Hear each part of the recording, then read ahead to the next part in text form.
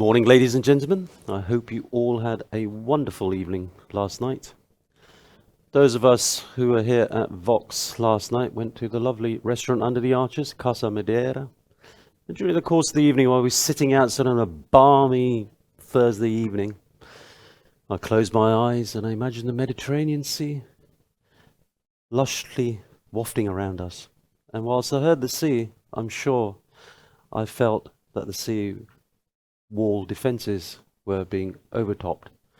Sorry, that's a different presentation altogether. We're not doing high hazards this morning. I'll start wittering on and hand you over to my colleague Amir Zar, who will introduce our illustrious panel that we have today. And he'll be talking about cross-sector cybersecurity. Thank you very much. Thank you. With net zero targets driving increased reliance on digital technology and systems, what does this mean for cybersecurity, and how does industry prepare and respond? These are the questions we'll be exploring this morning. My name is Amir Zar. I'm the host for this session. My background is in occupational psychology, and I work across the critical national infrastructure, helping to improve human performance within the resilience and security sectors. We have two presentations for you this morning. They will help provide context, background to the question that I've posed, and also stimulate some thought within the topic. Should you have any questions or points of clarification during the presentations, please submit them. We will seek to address them once the presentations have concluded. Thereafter, we will move on to a discussion with our panel members to explore the topic in more detail. And with that said, I would like to invite my fellow panel members to introduce themselves.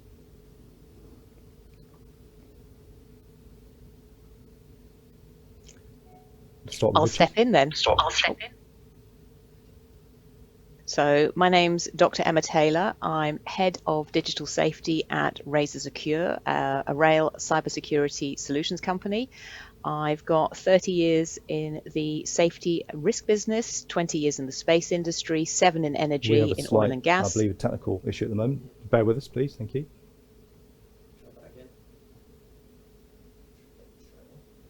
Try what, sorry? Okay, from the beginning? Okay. Could the panel members please introduce themselves? Starting with Richard. Good morning, everyone. My name is Richard Thomas. I'm an industrial fellow in data integration and cybersecurity at the Birmingham Centre for Railway Research and Education. The Birmingham Centre for Railway Research and Education is one of Europe's, if not the world's, largest single university-based R&D centres, and we lead the UK Rail Research and Innovation Network Centre of Excellence in Digital Systems. I've been working in rail cybersecurity for the past 6-7 years, and it's interesting to see the complete transformation we've seen in the rail sector from wholly analog systems to completely software-based solutions. And with that, we have an interesting question around cybersecurity and what the risk is that we get introduced to our old legacy systems alongside our new systems. And hopefully the talk I'll give later this morning will give you a bit of an insight into that, especially from a cross-sector response.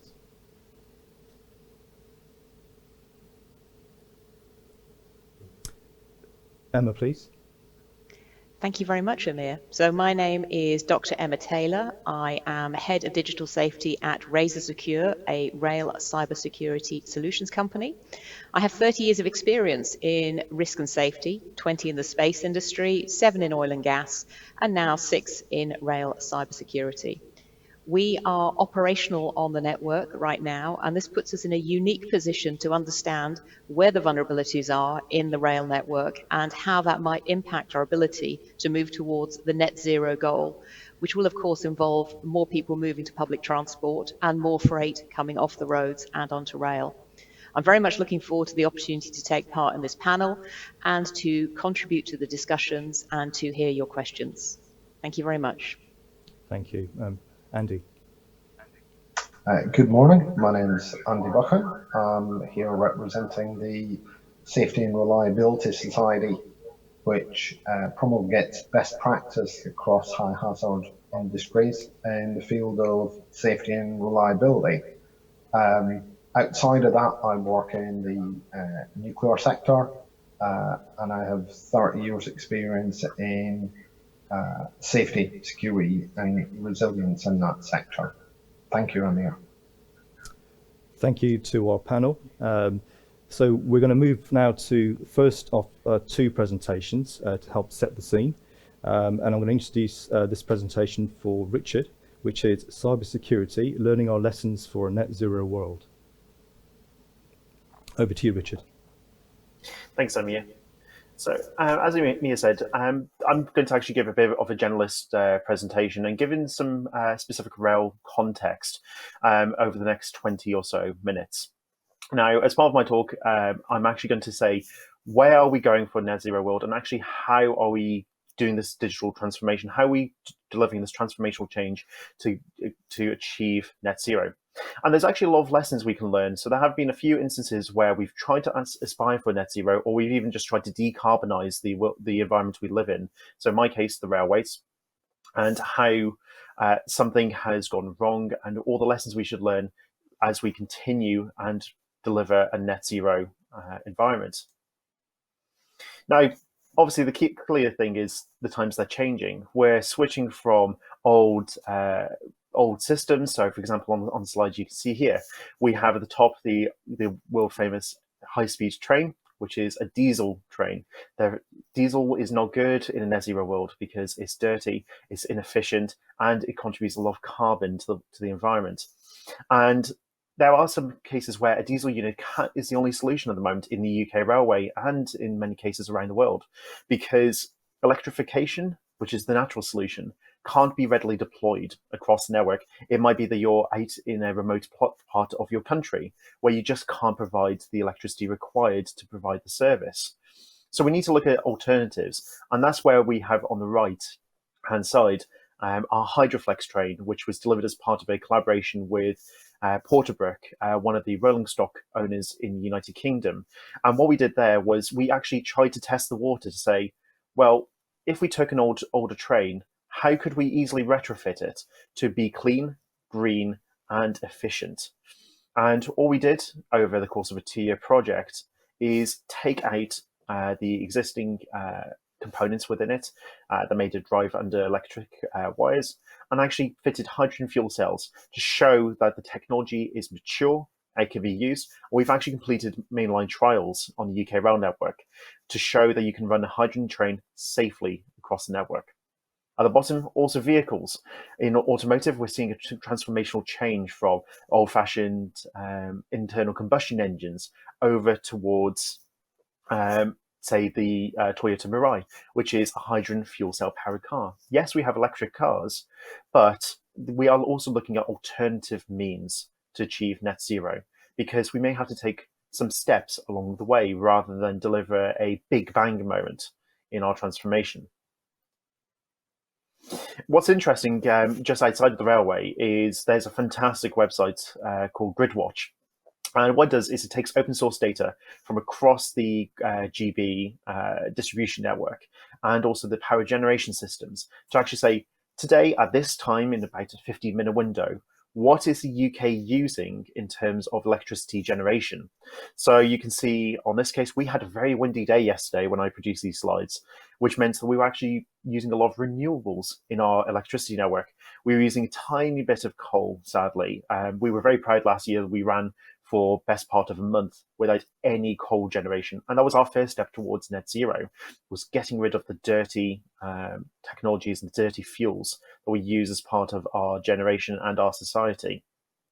But this shows sort of that transformational change that we're gradually moving towards it. But there's one interesting thing I want to pick out in this picture that I'm going to keep on touching on throughout the rest of the presentation, which is resilience.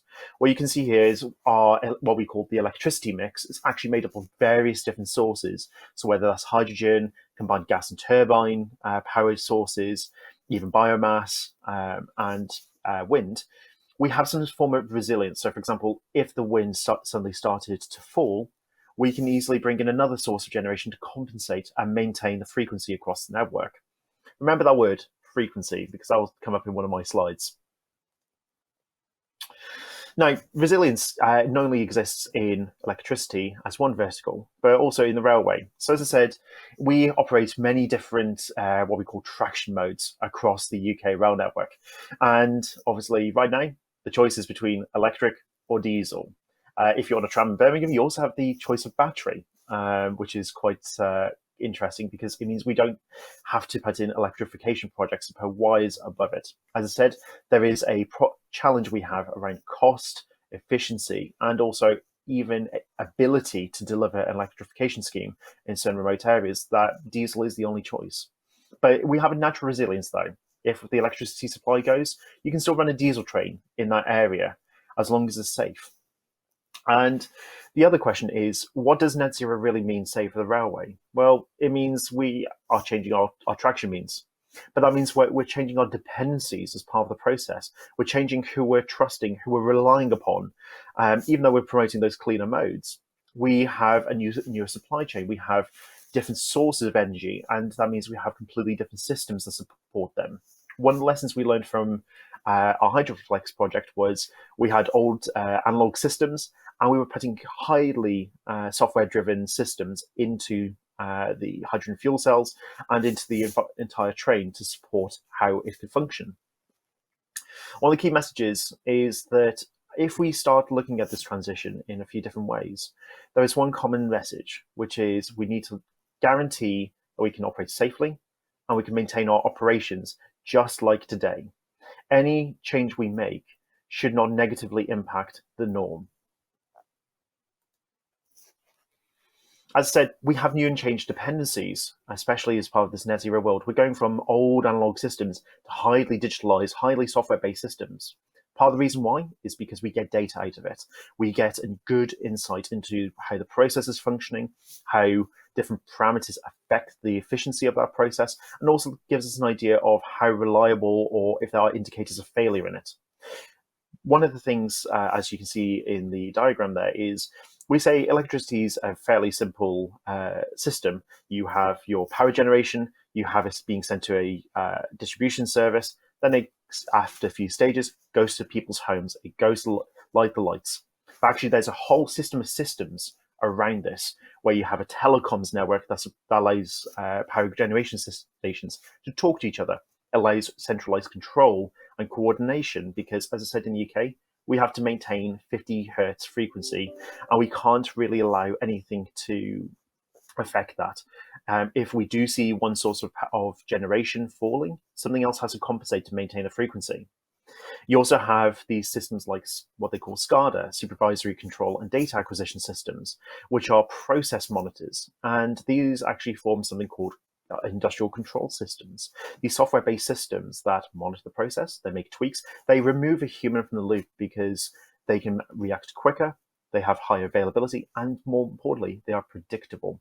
We can put a safety case behind them because based on certain control configuration, you can predict very quickly how it's going to perform. Also behind this, again, you have completely new supply chains. So if we say today we want to stop using diesel on trains, we're relying on new people, say for electrification. You have Network Rail now with the overhead wires. You have National Grid to provide the electricity to the substations that power the grid. And also all the different power generation stations. They are also owned by potentially private companies. And you've changed your dependencies very quickly. And also you have different services. So for example, it might be you're used to paying on demand, whereas you're now paying for service. And likewise, the environment around you, you have new components getting introduced or swapped out that might perform differently, or they may have different properties and characteristics than what you're used to. You also might find that your levels of resilience and reliability change as part of your switch, especially in the net zero transition. As a good example, with diesel, we understand our entire supply chain from oil refineries through to endpoints. And just like I showed you with the diagram earlier of the electricity mix we have to be aware that with electricity sources, if all of a sudden the wind stops, we have to know how quickly we can spin up a new compensating solution for that. There's another question I guess raised, which is how does our risk profile change? So as part of any transition, you may be getting new risks introduced to your system. You may be changing the way the risk can manifest itself. So for example, something where you had a specific set of criteria for an event to occur, you may remove one of those specific criteria, which means that risk may be more easily, may be more likely to occur, or it may be easier to occur. So I haven't actually said a lot about sort of how we can learn lessons from resilience, and this is where I want to take a stop for a moment and actually give you an idea of what a net zero transformation looked like for the railway. So we are looking at moving to electrification. On the Great Western Line and London North Eastern, we actually have bi-motor trains because we're trying to reduce our use of diesel as much as possible. It's step one as part of our transformation in the railways. And there are two lessons we can learn especially about resilience. First one, summer 2019 was a bad period for the railways, especially in the southeast of England. For context, we had an incident where there were a number of power generation stations that actually tripped off the grid, roughly around in the same window of time, within about 10-15 seconds of each other. What it means by tripped off meant that they either experienced, say, a surge, or they were not behaving in a way that was compatible with the grid at the time. So, as I said, we have to maintain 50 hertz frequency across the network. If we start seeing any generation, that can actually negatively impact the rest of the grid. So it's safer to actually take that part of the grid out, resolve the problem, and then reintroduce it to maintain synchronization for the network. So we had these power generation stations actually falling off the grid. That then led to a frequency drop in the network whilst we were waiting for compensation to occur. And for about 33 seconds, doesn't sound like a lot, but we'll find out why it's actually a lot in the railway context. It dropped by just over a hertz. That's actually quite a bit. And in London and the southeast, we actually had an incident where 31 fully digital trains locked out. And when we say locked out, it meant that they came to a halt and the drivers essentially could not turn them off and turn them back on again to resume operation. The trains actually had a safety system built in that said if the frequency of the power supply in fell below a certain threshold, it should not be trusted, and therefore the train should fail safe. So we hadn't had any effect on safety, but we had an effect on the train. And what was interesting is part of the joint investigation by the Office for Rail and Road, the railway regulator, and Ofgem, who are the electricity regulator, they actually found out that there was a software configuration on the train that if you were operating on the UK network, you have to follow Network Rail standards. Network Rail standards are quite flexible in the amount of frequency you can lose on the network before the train should fail safe. The train was actually built to a different standard, one that is followed very closely in Europe. And it was a lot more strict. So that's stage one. We didn't actually understand what was going on with the train and how the system was designed and specified. The second issue was there was a software update that occurred on half of those trains. So about 20 could get recovered, but 13 couldn't. And they needed an engineer to go and physically access the train and resolve the problem. That second issue was that there was a software update and those changes hadn't been documented, that the playbook a driver would have carried out to resolve the situation could not be followed to the letter because they tried turning the train off, tried turning it back on to remove this, what they called the lockout, and resume operations. Just wouldn't work. We also saw last month a fire at the National Grid site took out the Great Britain-France interconnect. It was 1.5 gigawatts of capacity we lost in the UK, and we saw wholesale market prices rise.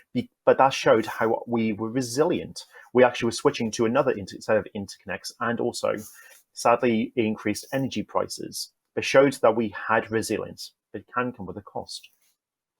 But what the lesson I want to take from this slide is we expose fragility in our infrastructure, and these fragilities aren't going to go away. We have to evaluate the risk that arises with them. And no, I haven't said anything about cybersecurity yet. And this is an interesting thing. These things naturally occurred. But what if a cybersecurity incident had taken effect? Would we have had the same effects? Or could these same incidents have manifested because of a cybersecurity incident? So the difference is cybersecurity. System failures occur. We can predict them, we can manage them, we can define compensating controls.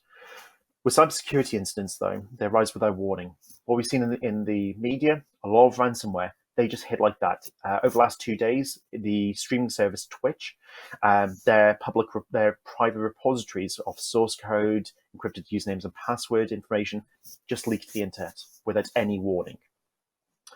And as I've said over the course of the presentation, we rely a lot on our digital systems. So as part of a net zero transformation, we can't avoid this shift to a software-driven system.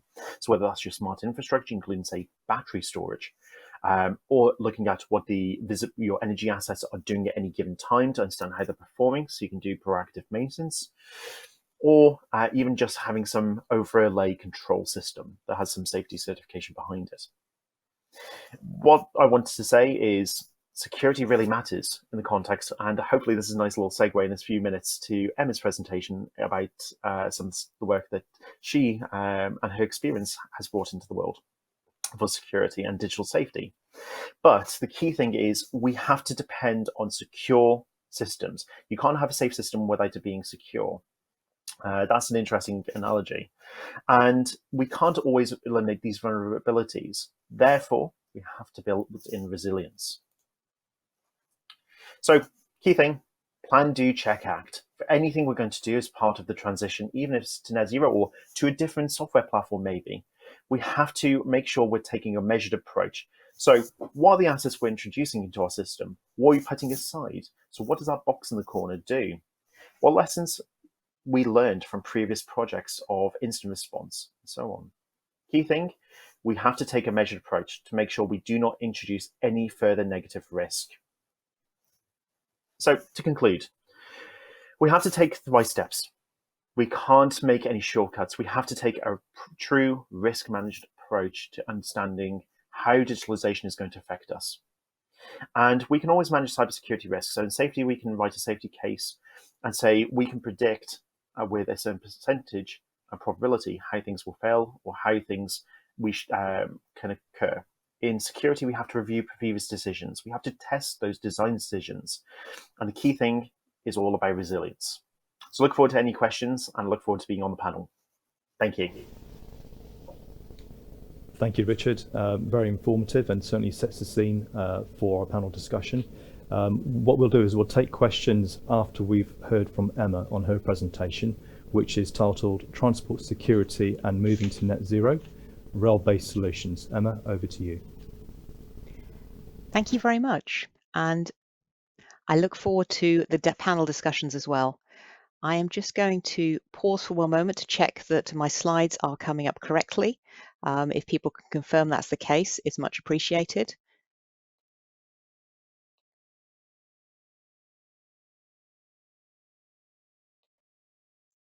Thank you very much. All clear, nice and clear.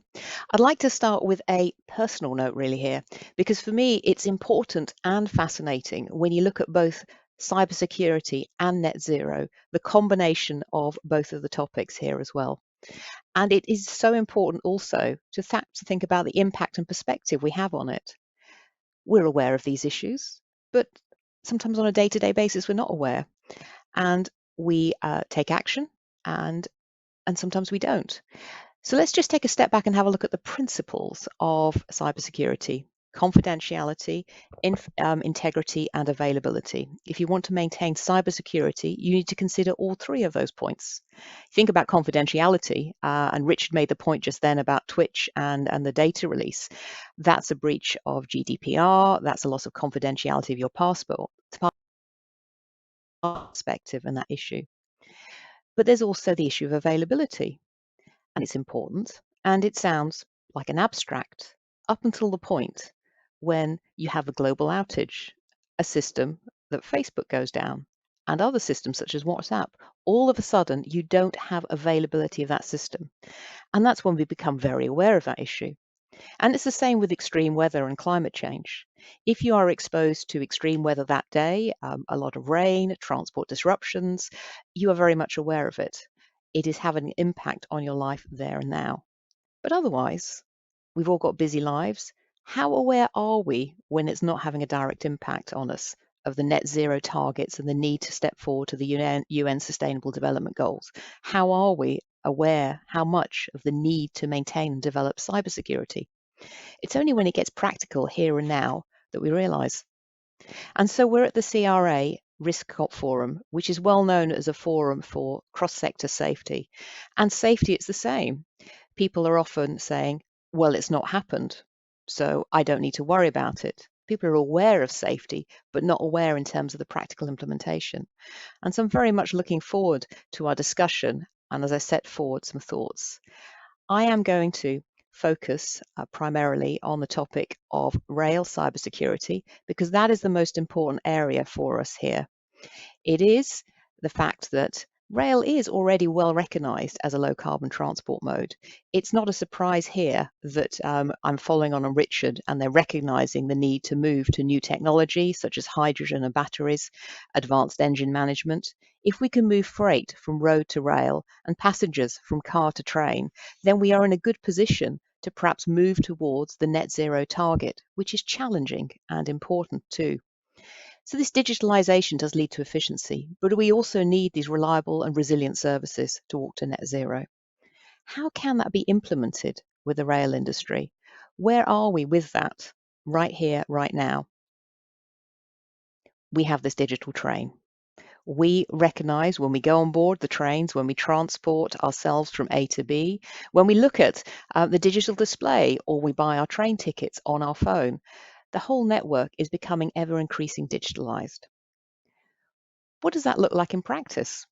We're familiar with Wi-Fi on trains. We're familiar with updates of passenger information systems, a scrolling display that tells you that a carriage is full and another carriage is less full, that the next station is coming up to this point. This information that people receive tells us how to actually use our transport networks better. And of course, on the maintenance side, trains themselves are reporting back on faults and areas that need to be further developed. It's a positive step. And we, because we operate in the rail cybersecurity solutions, we are operational.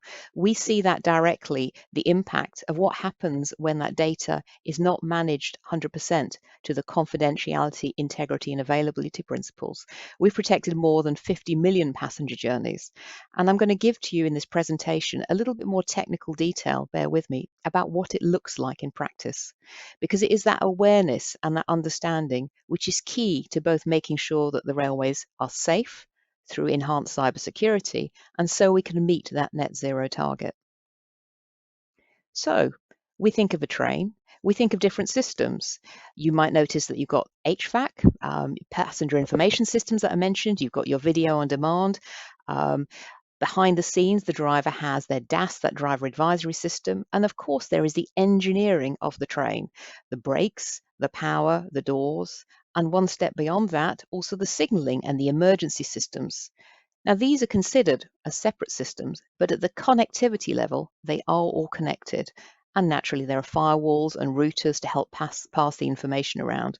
And this is from a new rail cybersecurity standard, which sets out for the first time in TS 50701 a technical specification of the things that you need to consider the broad scope of rail cybersecurity.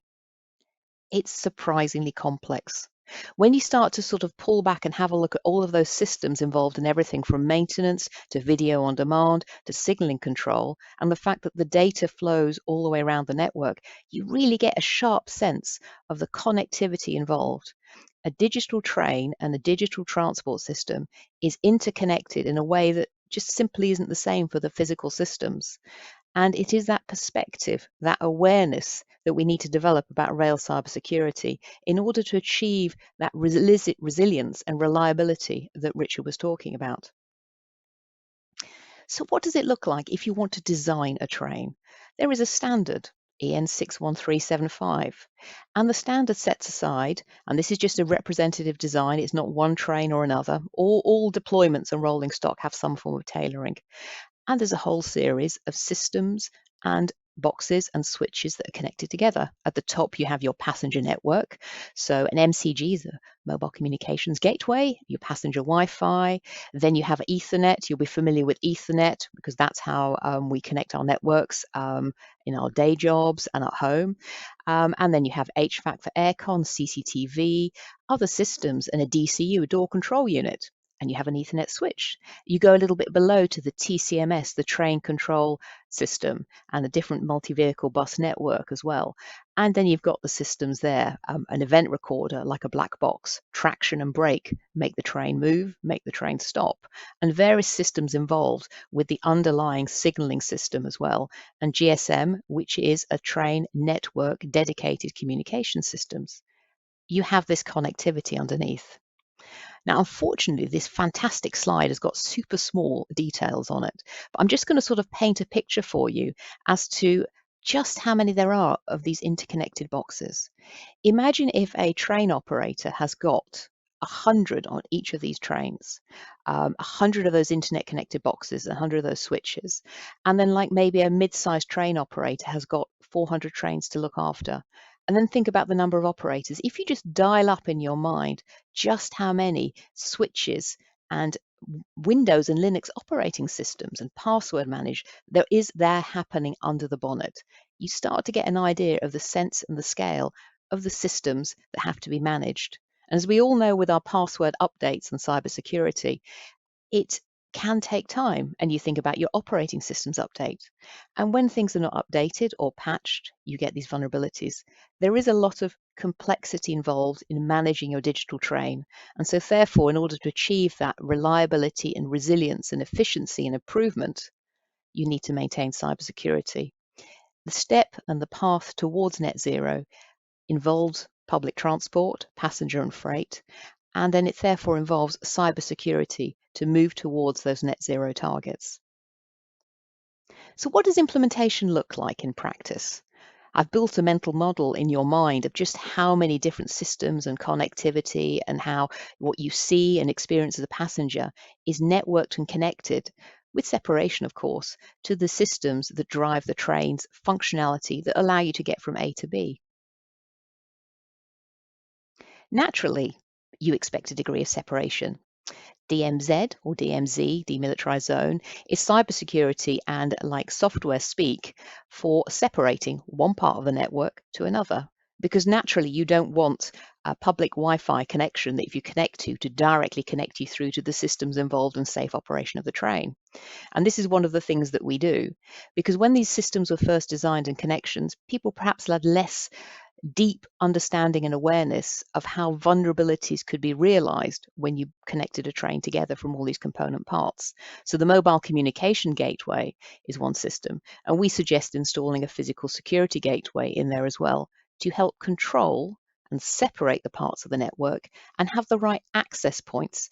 You don't want somebody plugging in a USB stick left and right or willy-nilly anywhere in the network. You want them to put it at a point where you can check who that person is when they're plugging in, are they doing the right thing, and limiting what they can see the network. So whether you install monitoring software on an existing equipment, such as the MCG, or you install a new component part, this is what practical cybersecurity deployment looks like in practice. And if you're interested in what a security gateway looks like, there it is. And I think when people think of cybersecurity, they think of sort of ethereal sort of, I don't know, like complex graphics or like news items. But this is what cybersecurity nuts and bolts literally looks like. Ports, connections, cables, and onboard software to do the modeling. And when you're actually sort of connecting into the network, then you are sitting there looking at the data flows and you're looking for anomalies which then indicate to you what's actually happening that might be of concern. What is happening with the network that I might need to be concerned about? What is anomalous? And in order to get that data, you actually need to know what is connected already on your network, because the data flows are connected to equipment and systems. You remember that network breakdown I showed you. And you might be surprised to hear that in practice, people have less situational awareness of the equipment that is already on that network, its software operating system version, the maturity level of upgrades, how hard it's working, what the CPU is doing, how much data flow, and what one system is doing when it connects to another. You've got the physical network and you've also got the logical network, and you have to map how all of those are connected, and you have to discover the assets. And when you start to look at a digital train, you actually need to identify what your digital train consists of as a starting point.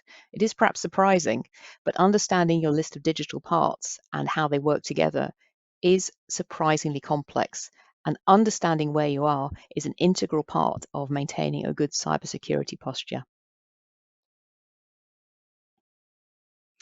So I've painted for you up to now a practical and perhaps idealistic view of how you can achieve rail cybersecurity.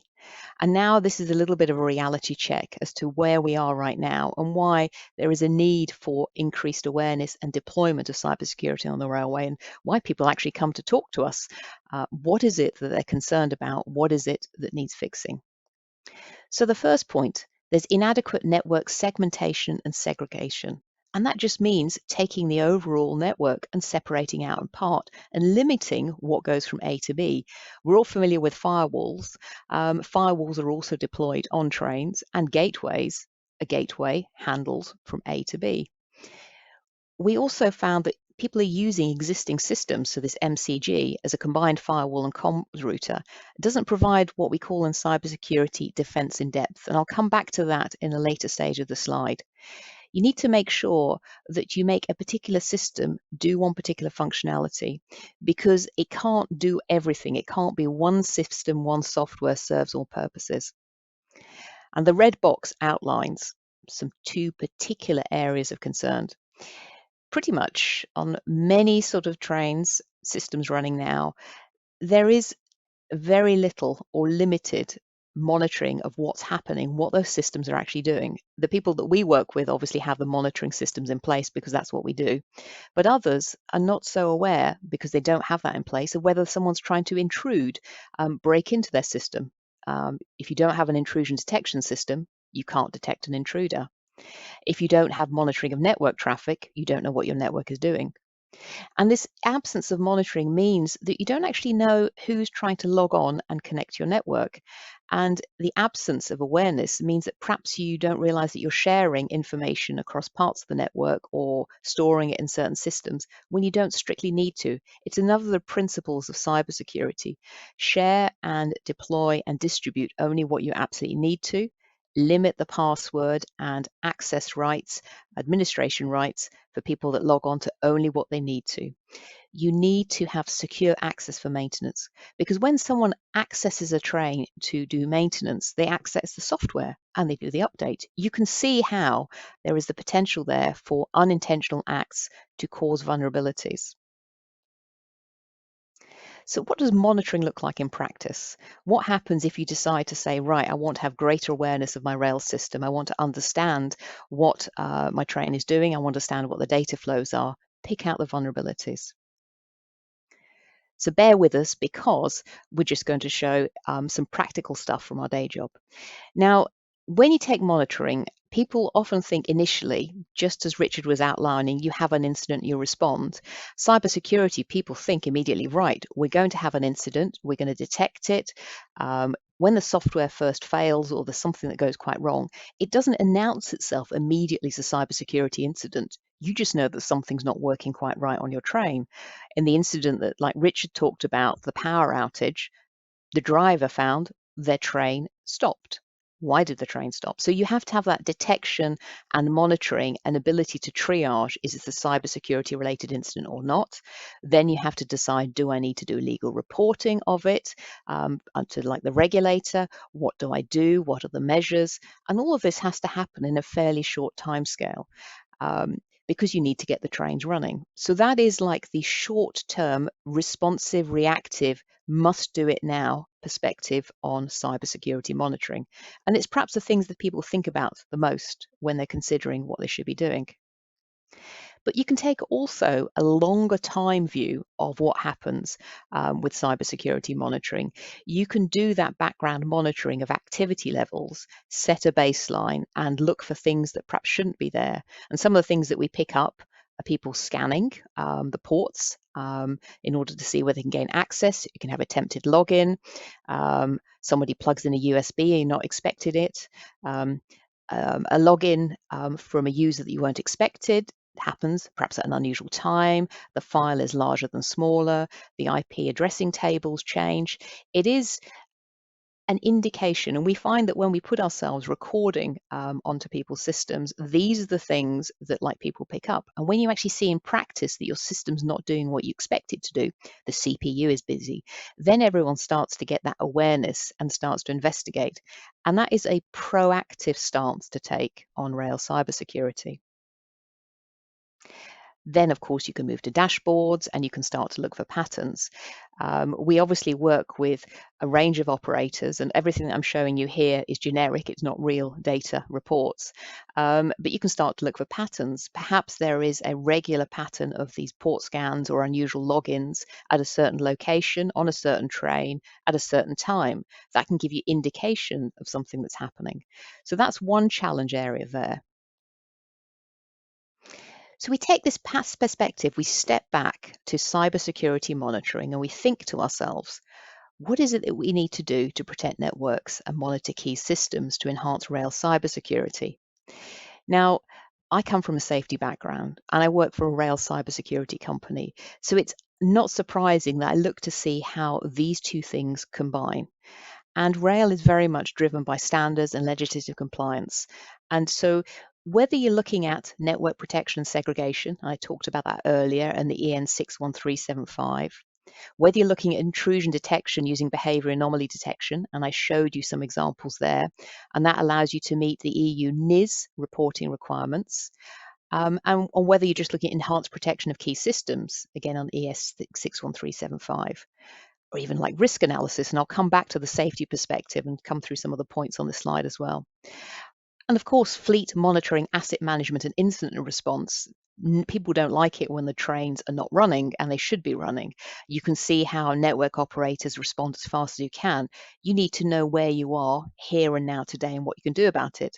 And there's a requirement through a system called NIR Online to report here and now to operators. You need to check this now.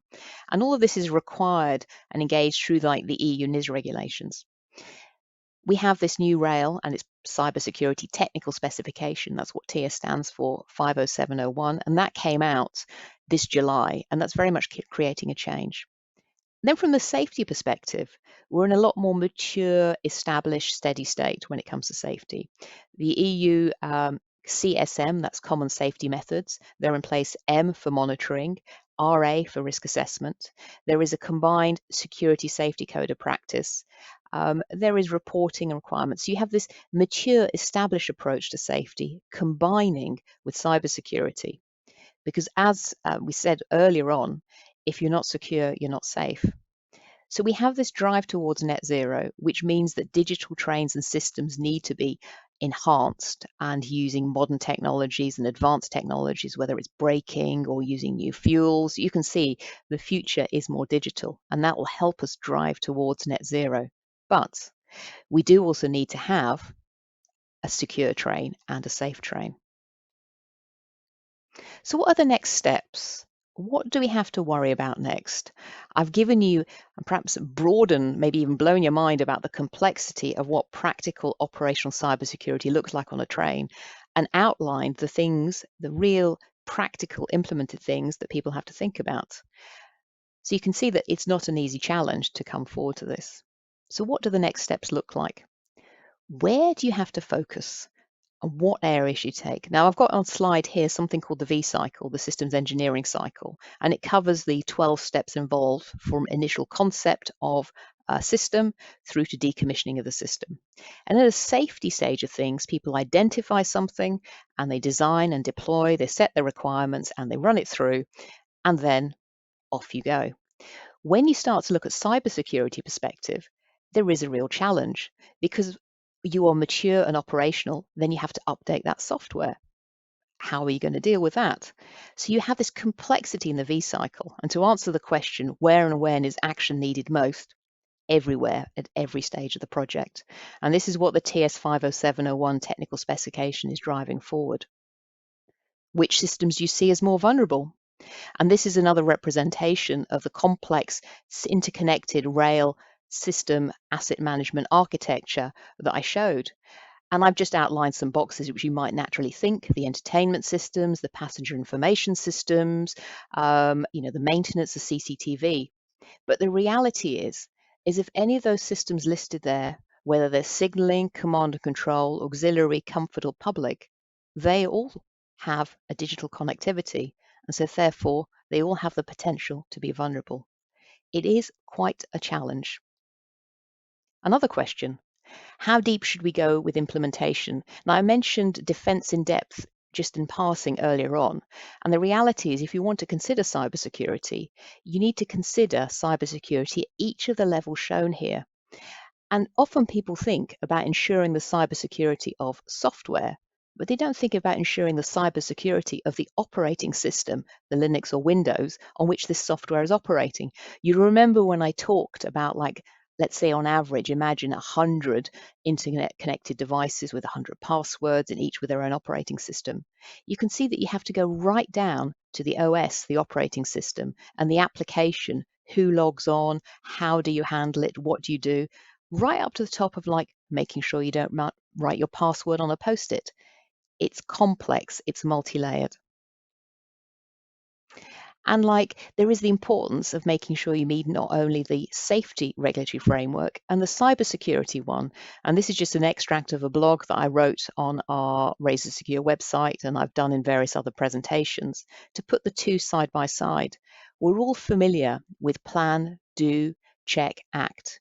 But from the cybersecurity perspective, there's that identify, understand what you've got, protect, put in the relevant systems, detect, that's that monitoring, respond, and then recover.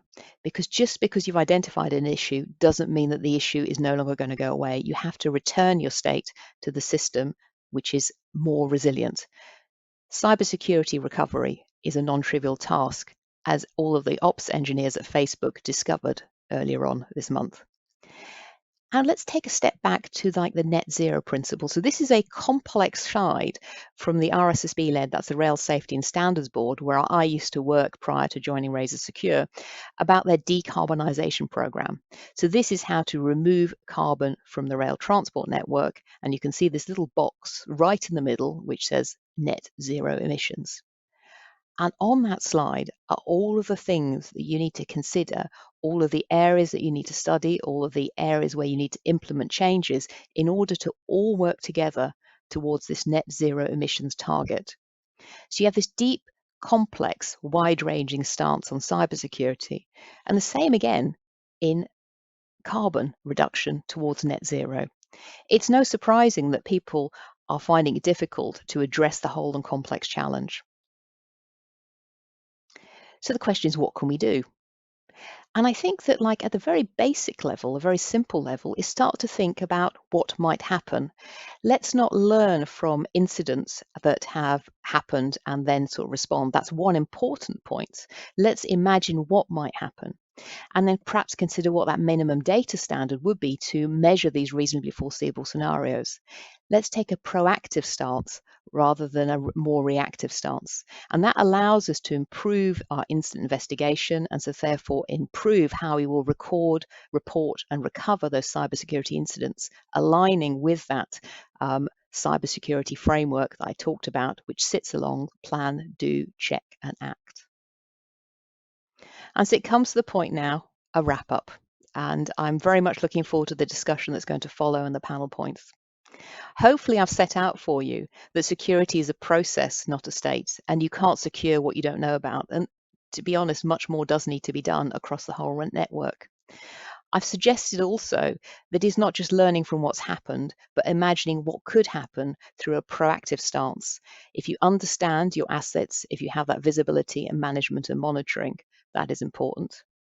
And last but not least, given this complexity, it is important to take both a life cycle approach to both cybersecurity and the carbon management.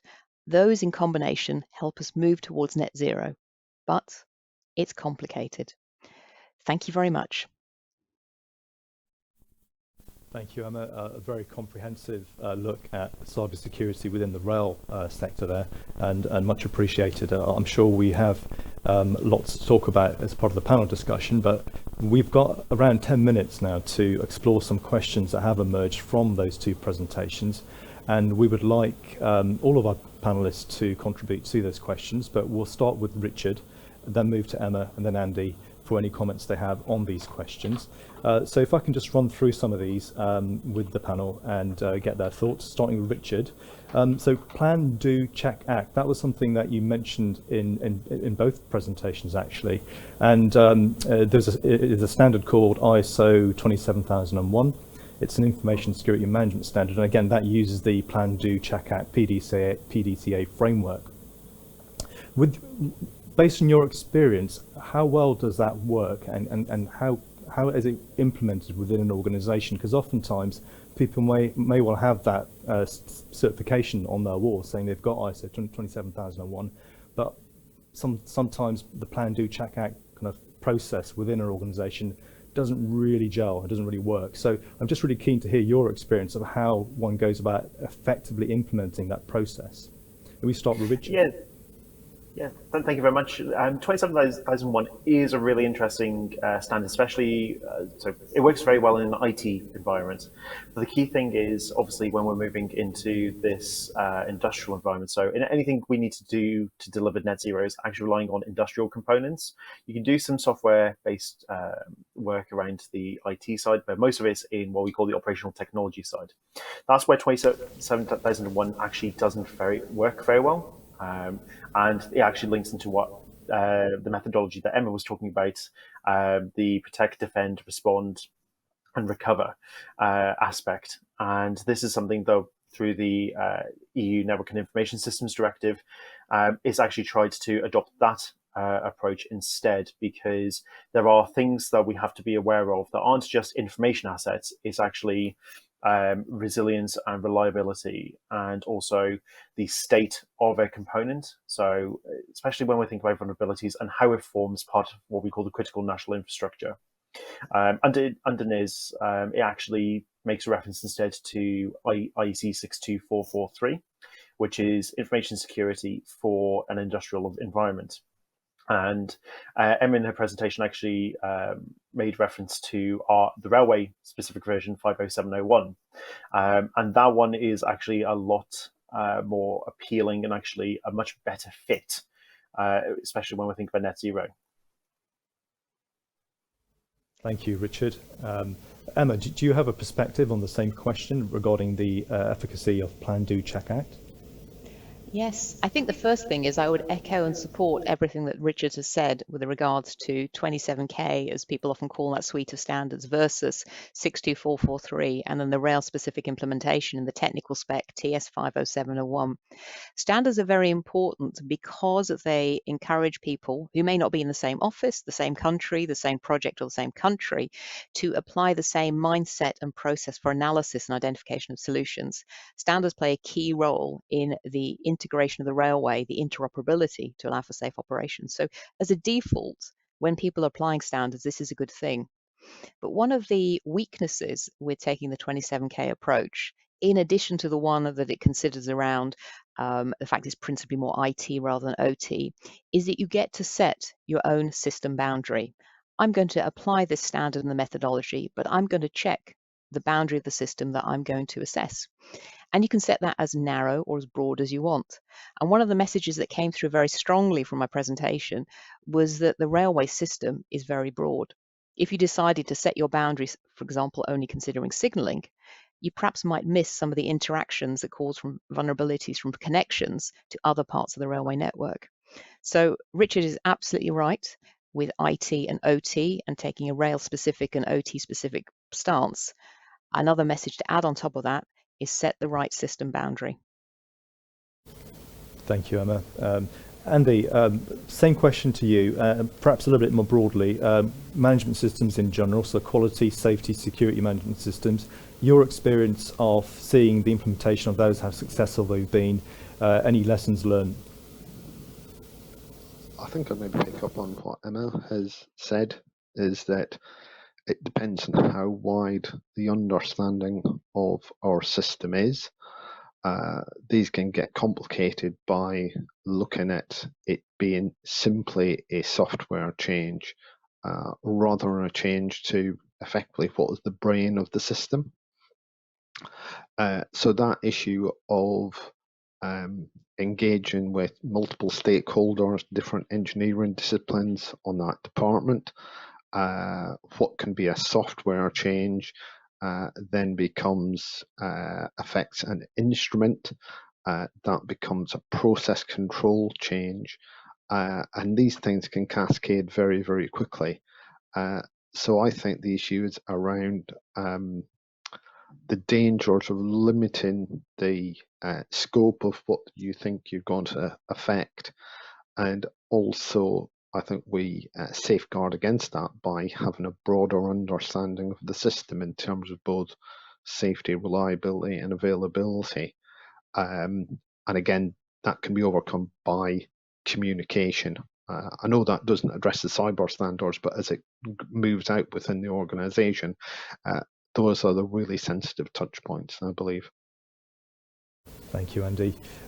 Another question, I think, which arose during Richard's presentation was around the scale of automation as we move through the journey towards net zero.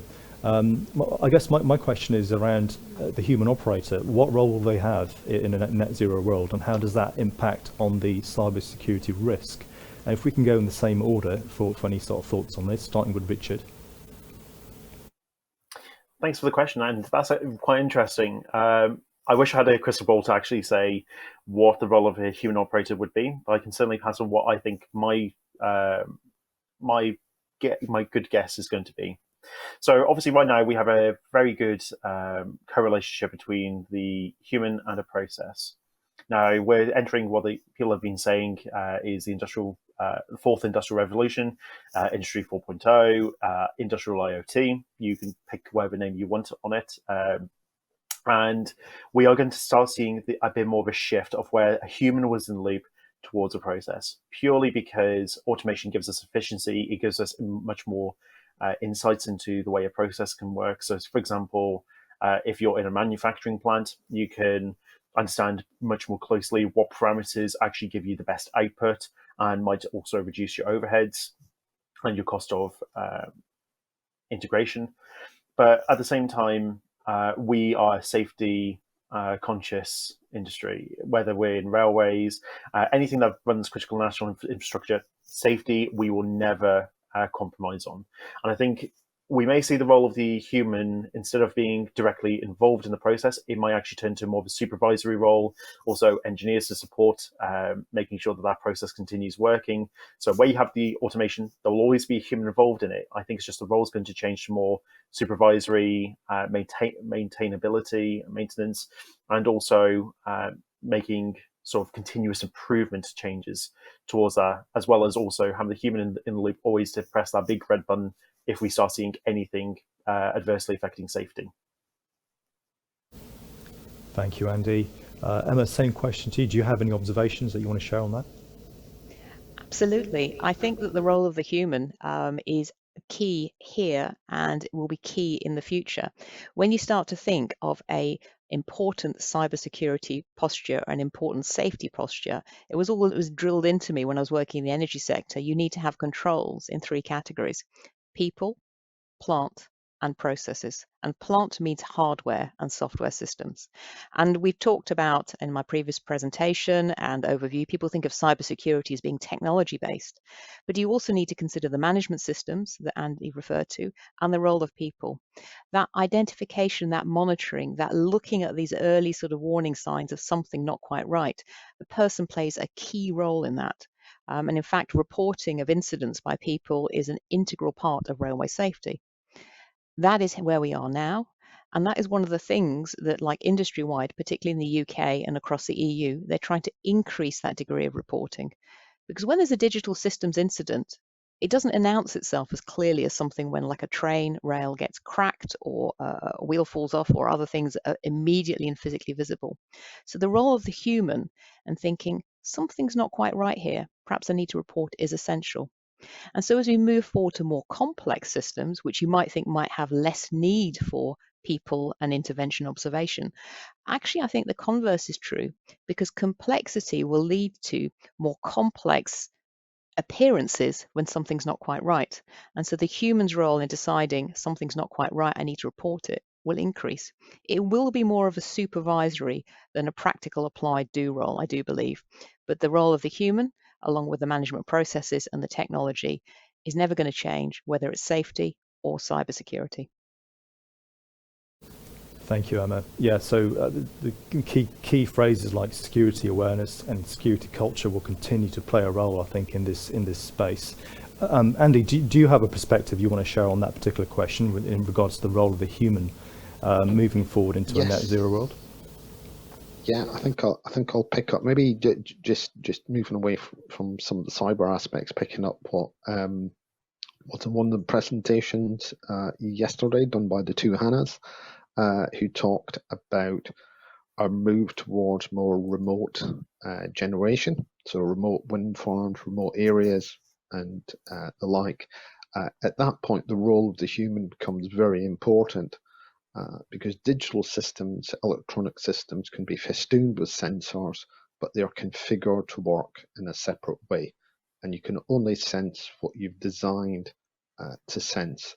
The role of the human becomes very important because, as generally we're blessed with five senses. There is the ability to spot the abnormal. There is the ability to spot corrosion, vibration, smell from overheating, just a sense of the abnormal, whereas computerized systems they can only do what they've been designed to do, and the design process is imperfect. So the role of the human, I think, as we go towards a decentralized energy infrastructure, a generation infrastructure, becomes really, really important. Often we can use the maintainer or the operator merely as an agent of the system, rather than a very highly sophisticated set of sensors and data processing ability to be able to spot the abnormal as well as the predicted, if you like. Okay, thank you. Thank you, Andy. I think there's some excellent responses to the questions we've had from the audience and from myself here. What we'd like to do now is move into a discussion, a more open discussion around some key points on the subject matter today. I would just like to thank our presenters for those two presentations. I really appreciate those to set the scene here for us today. So we'll start the discussion by looking and just summarising, I think, the kind of the problems, just so we can bring all the audience back into the space. So in the context of moving towards a net zero environment, could we just expand and summarise some of the main issues, the key issues that we're likely to face as we move into a more digital environment? Andy, if I can start with you, just to help kind of summarise and expand on some of the issues that we're really kind of going to get into detail on. Okay, yeah. So maybe the digital environment is we need to think why we're heading there. It is relatively quick to engineer.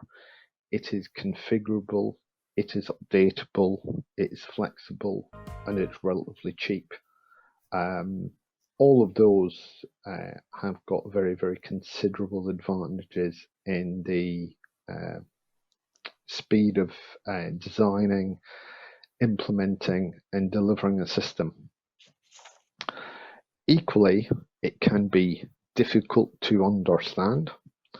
The effects of change can be hard to predict.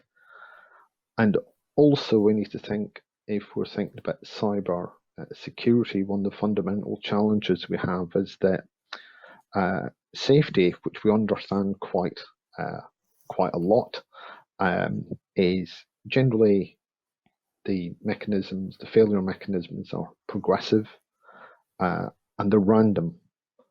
When we get to the world of cybersecurity, it can be latent, it can be targeted, and it is generally malevolent. So there are some fundamental differences there in terms of many of the techniques that we apply in safety. We need to understand that there are some differences in cyber. Equally, I think, again, picking up on one of the presentations yesterday, we move from a very centralized but hazardous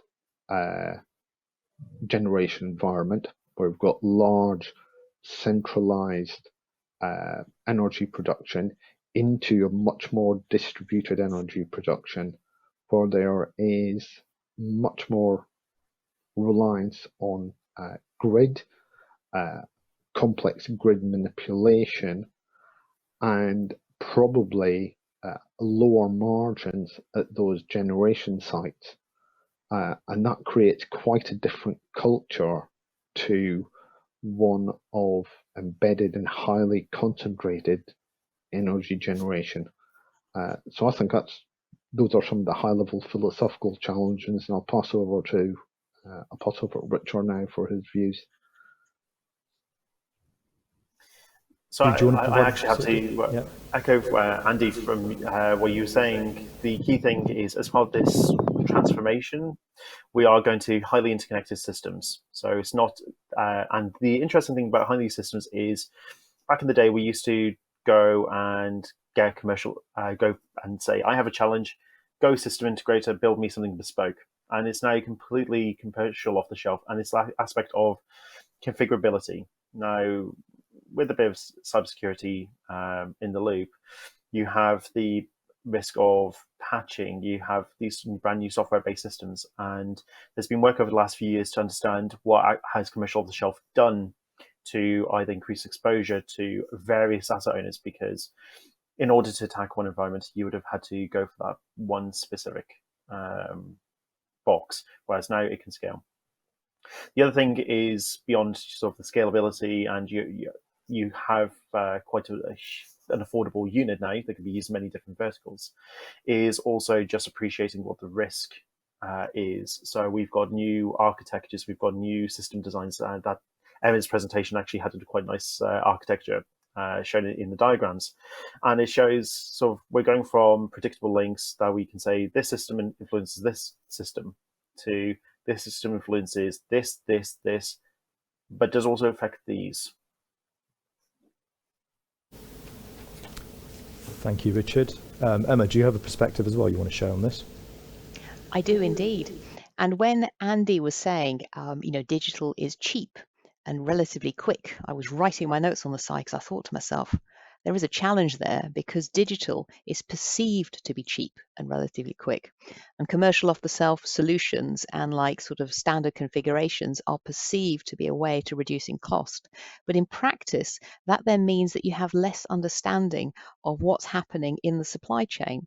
And you've got less understanding of what the underlying operating systems are, what the source requirements are. And you remember I pointed out how the V cycle set aside, you had the concept, the design, you set the requirements for safety and cybersecurity as a result, and he flowed it all the way through the design chain.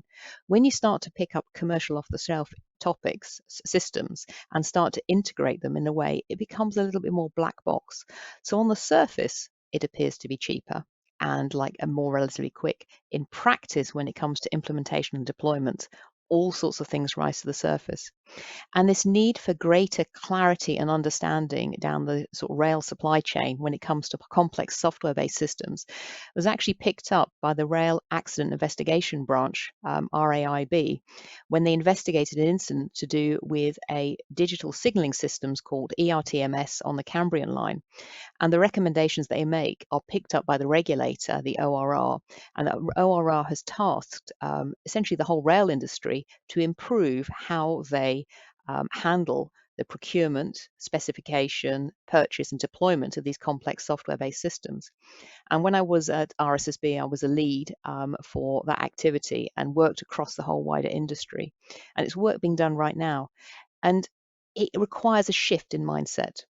In order to get towards that net zero target, we are going to have more digitalization. We are in a world of increasing commercial pressures, so people will naturally look for solutions that are cheaper and relatively quick and look towards the commercial off-the-shelf technologies. But we will need to balance it with a need to maintain enough understanding of the supply chain and the parts that are procured and brought back up to the system integration stage. It is going to be a balancing act.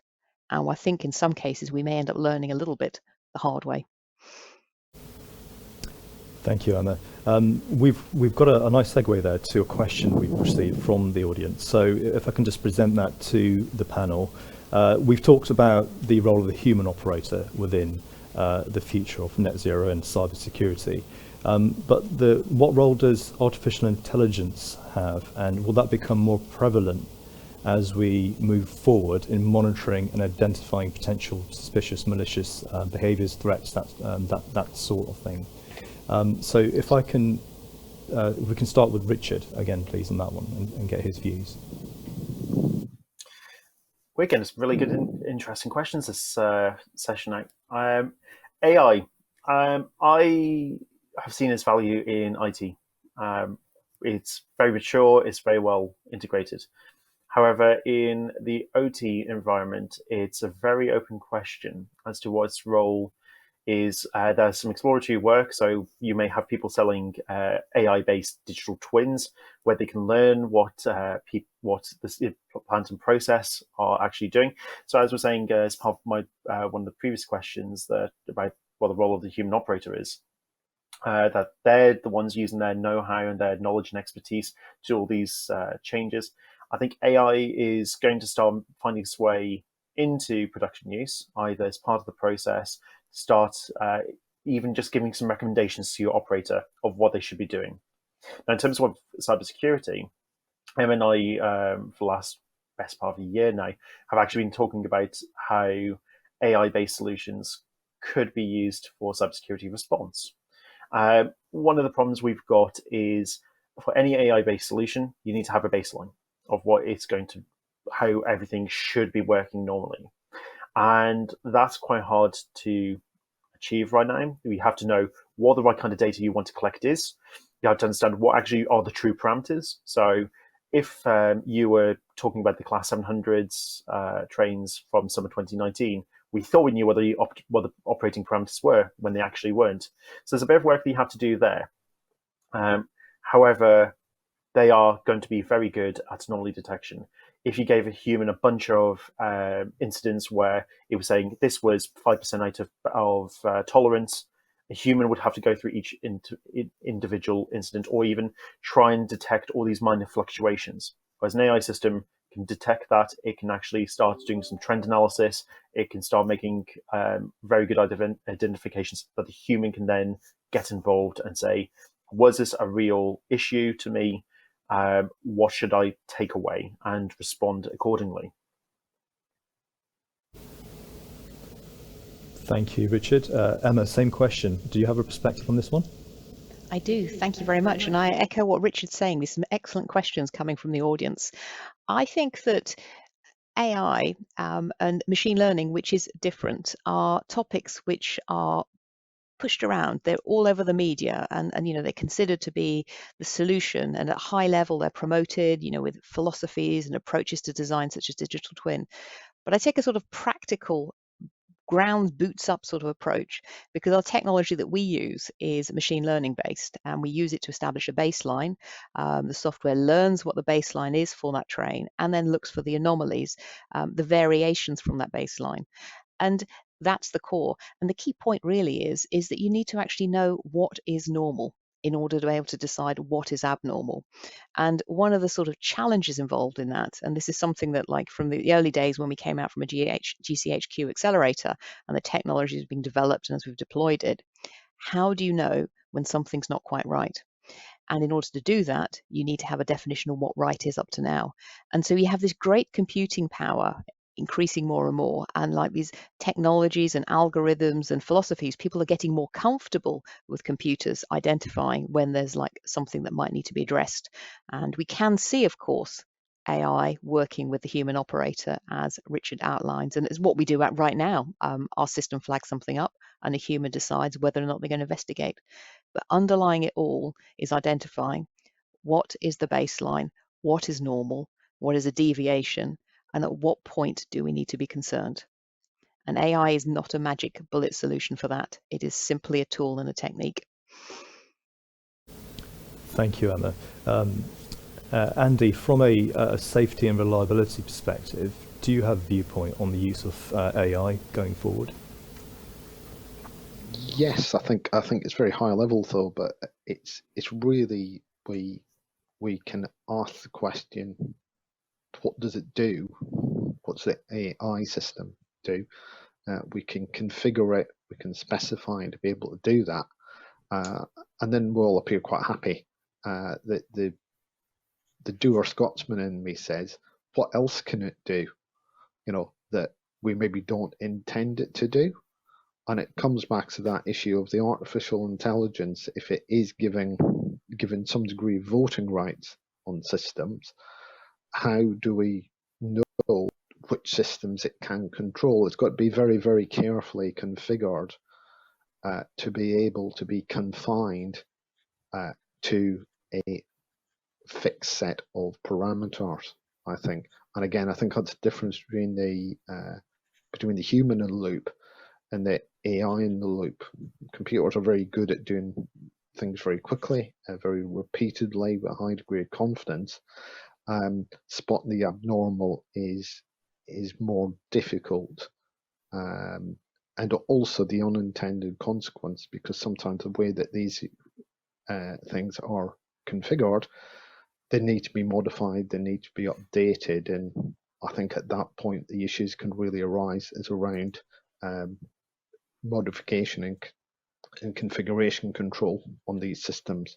Most systems start well, but as time passes, they are upgraded, they can be modified, and retaining that configuration control and actually maintaining that initial design intent is really, really hard on a complex system. Thank you, Andy. So I think in answer to the question around AI and its use in helping to mitigate some of the challenges of cybersecurity, I think there's a good consensus from our panel there. I want to move on. We've talked a lot about the rail sector, but what about different sectors within the critical national infrastructure? So, for example, aviation, energy, even comparing rail, where are they in terms of their maturity within cybersecurity? And in lockstep with their journey along the net zero path.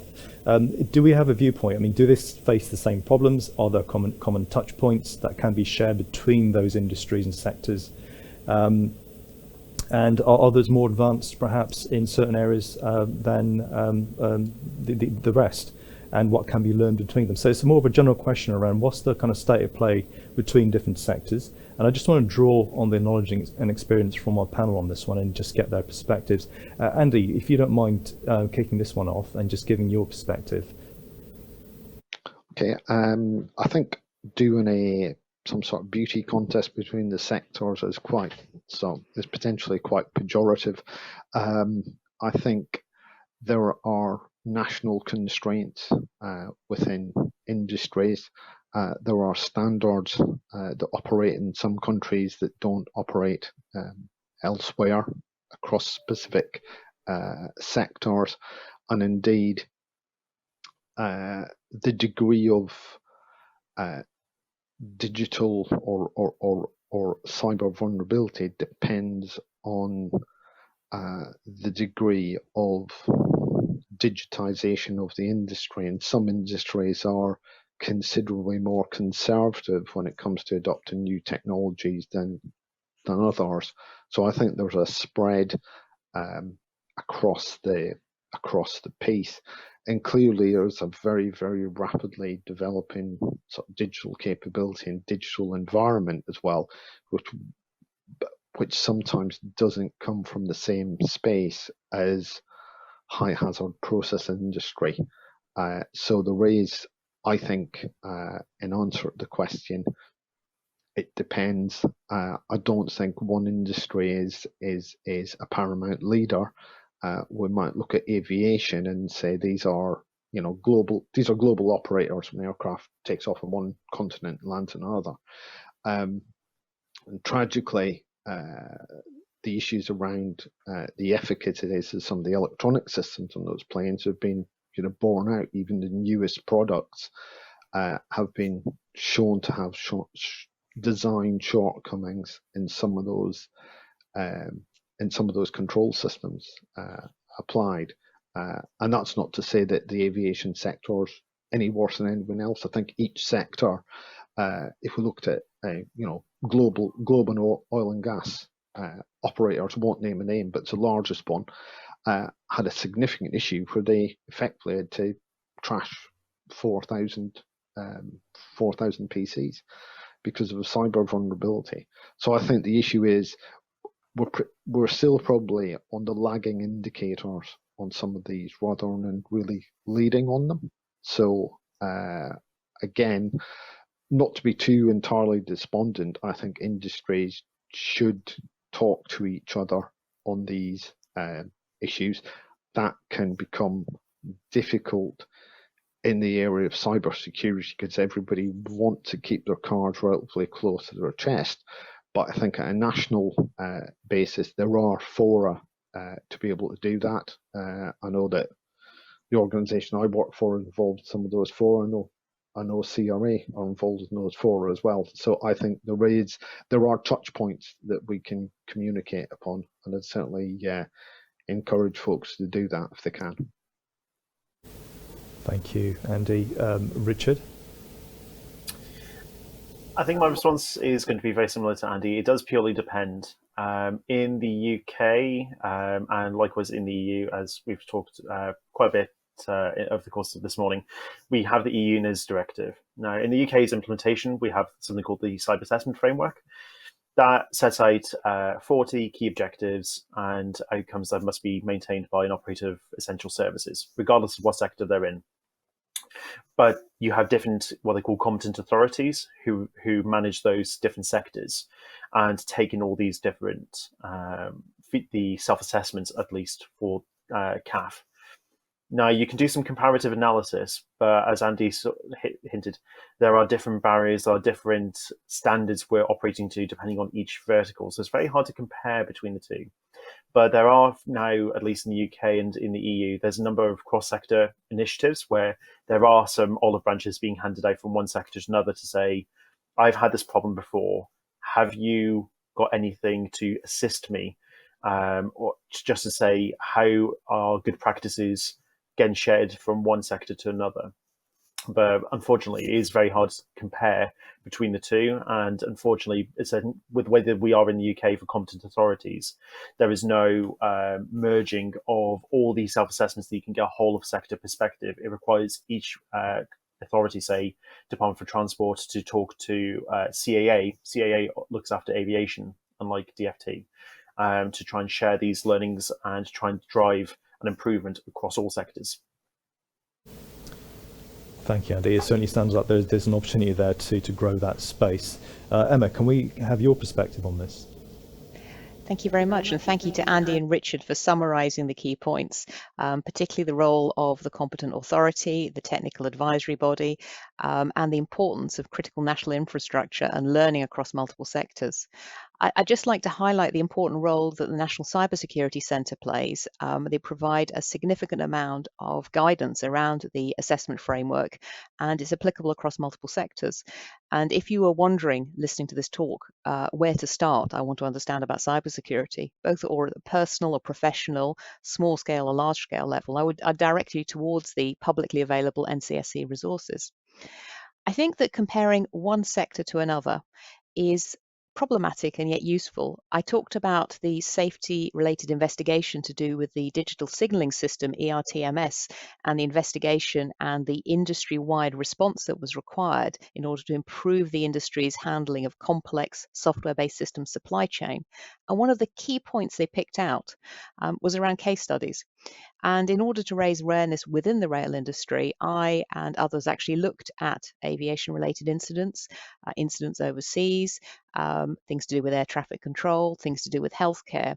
And there are common elements in terms of the complex software-based systems and potential issues with confidentiality, integrity, and availability, which you remember all make up cybersecurity, which one sector can learn from another.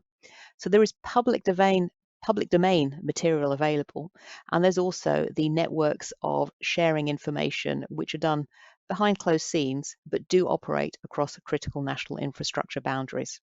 So we can't, as Andy says, do a beauty contest, but we can compare and learn from each other, and case studies and experience and assessment frameworks are powerful tools to enhance and improve each sector. Thank you, Emma. And I think that's a very good, concise and consistent response from all panelists on that particular topic. We have got more questions, but we are running out of time. So forgive me for doing this, panelists, but I'm going to put you on the spot and ask you to, for the audience, give your kind of key takeaway from this session. And if you can each spend 1 minute, no more, in doing that, that would be great. And then we'll wrap up the session. So if we can start with Richard, please, and then move on to Emma. Thank you. So I think my 3 key takeaways, at least from this morning's session, are design in resilience. So understand what potential modes of failure may arise and how you can try and compensate for it. Mature your understanding. So first of all, get an idea of where you are. So where are you on your cybersecurity journey? Do you just know your IT, but you know nothing about your OT? Build upon that and actually try and improve it over time. And third one, be prepared to ask questions, challenge old decisions. We might be buying COTS. Why are we not patching these systems? Or why was this certain decision made 10 years ago that we haven't revisited today when there's new things on the market that could address a challenge we saw 10 years ago? Thank you, Richard. Emma. Thank you very much. So my 3 takeaways from the session are around continuous monitoring, confidence, and also integration. So I'll do the continuous monitoring point first. People might be saying, of course we do monitoring, of course we do continuous monitoring, we do it for safety. But continuous monitoring from safety and continuous monitoring from cybersecurity are 2 notably different things, not least because things change rapidly in cybersecurity and it's harder to observe. And that is something that's very clear when you look at what we do on a day-to-day basis. Second point is confidence. Right now, if something goes wrong with a system, can you be confident that you've identified and understood the root cause? And can you be confident that actually it is only limited to that particular model of that particular train? And without a monitoring perspective and without this asset discovery and visibility, you don't actually know whether you need to withdraw the rest of the fleet. And an enhanced cybersecurity stance helps increase that confidence, and so that you only have to withdraw one train or one plane, not the whole fleet of that class or a whole fleet of planes types. And the third one is integration. People tend to think of cybersecurity as something separate and distinct, but I think one thing that's come through very clear in the session is that they are very much integrated. Cybersecurity is an integral part of safety, and it's also an integral part of how we find and use our critical national infrastructure. If a train stops working, if the power stops, if a plane can't take off, we notice. It's all part of our experience of the critical national infrastructure. Confidence, continuous monitoring, and integration. Very succinct. Thank you, Emma. Andy, you have the last word on this one. Thank you. Okay, I'm going to sort of thank Emma and Richard for excellent presentations. I'm going to pinch a line from Emma's conclusion that said you can't secure what you don't know about. And I think it's absolutely vital that we understand how systems are configured to be safe and reliable and available to be able to implement good cybersecurity and also get the continuing levels of safety, reliability, and availability that we need to be able to continue to prosper as a society. So, thank you very much. Thank you, Andy. And that concludes our session this morning. I would just like to thank our panelists for their contributions, their excellent contributions, and our speakers today. If you have any further questions, please submit them. We can always look at those and find a way of responding back to you. But that concludes the panel this morning. Thank you.